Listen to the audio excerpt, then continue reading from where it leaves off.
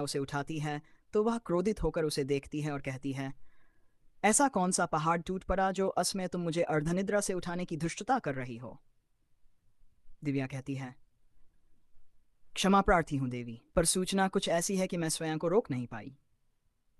केतकी उसे क्रोध भरी नजरों से देखते हुए कहती है, ऐसा कौन सा अनर्थ हो गया जो तुम मेरा दिशा निर्देश ही भूल गई? दिव्या कहती है, देवी, अनर्थ नहीं, समझिए प्रलय आ गया। गंधर्व देवक और अप्सरा पुष्पा को देवाधिदेव महादेव ने जन्म जन्मांतर तक दोनों को पति पत्नी के रूप में रहने का वरदान दे दिया है। यह सुनते ही केतकी ने एक जोरदार थप्पड़ दिव्या को मारा और चीखते हुए बोली, दुष्ट, अर्धरात्रि में यह अशुभ वार्ता सुनाने के लिए उठाया। वह गुस्से से उठती है। उसे लगने लगता है जैसे सच में भूचाल आ गया हो। उसका जीवन मिथ्या लगने लगा। दिव्या थप्पड़ खाने के पश्चात हतप्रभ सी गाल पर हाथ रखे केतकी को देख रही थी।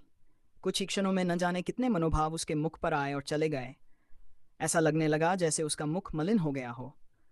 केतकी क्रोध में चहलकदमी करने लगी और फिर दिव्या को पकड़कर चीखते हुए बोली, नहीं, ये नहीं हो सकता। देवक मेरा है और मैं उसे पाए बिना नहीं रह सकती। मैं उसे इतनी सहजता से पुष्पा का कैसे होते देख सकती हूँ, और वैसे भी यहाँ के सेवकगण किसी एक के होकर नहीं रह सकते हैं। दिव्या कहती है, किंतु अब हो भी क्या सकता है देवी? भगवान शिव का दिया हुआ वरदान तो मिथ्या नहीं हो सकता।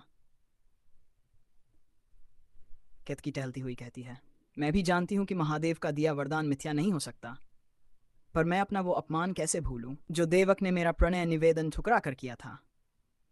आज भी उस घड़ी को जब स्मरण करती हूं तो मेरे मन में भूचाल सा उठ जाता है।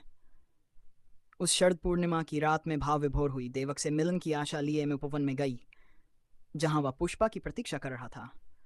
मेरे मन में उसके पुष्पा के प्रति व्याकुलता देख ईर्ष्या होने लगी।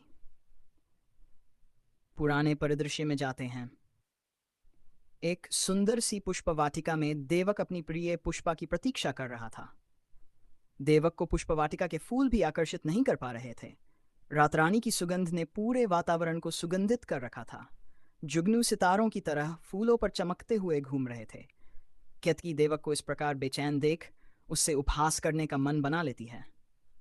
वह पुष्पा के चाल में चलते हुए घूंघट से अपना मुखड़ा ढके पायलों की झंकार करती हुई धीरे धीरे उसकी ओर बढ़ती है।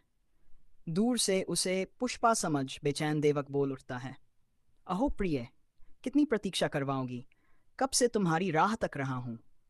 कहते हैं ना, प्रेम में सभी अंधे हो जाते हैं। तो देवक भी इस समय प्रेमाग्नि में पुष्पा से मिलन को व्याकुल था। केतकी,